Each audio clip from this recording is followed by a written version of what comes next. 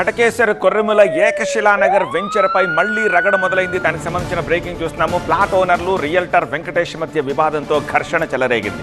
నిన్న రియల్టర్ అనుచరుల దాడిలో ఇద్దరు ప్లాట్ ఓనర్లకు గాయాలయ్యాయి.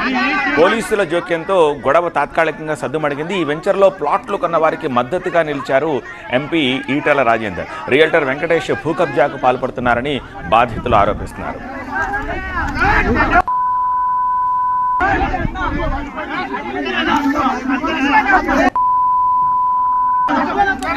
ఏకశిలానగర్ భూమి విషయంలో ప్లాట్ ఓనర్లకు ఎంపీ ఈటెల రాజేందర్ గతంలోనే మద్దతు ఇచ్చారు. కొద్ది నెలల క్రితం కూడా గొడవ జరిగినప్పుడు అక్కడికి వెళ్లారు. కొర్రముల పరిధిలోని సర్వే నంబర్ 739 నుంచి 749 వరకు ఉన్న భూమిలో ఏకశిలానగర్ పేరుతో లేఅవుట్ వేశారు.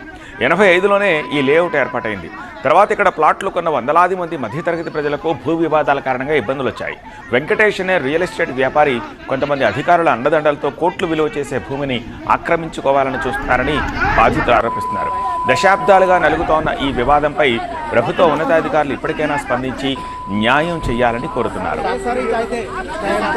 ఏకశిలానగర్ వివాదంపై సీరియస్గా స్పందించారు ఈటెల. గూండా వెంకటేష్కి సహకరిస్తుందా పోలీసుల, ప్రభుత్వ పెద్దల?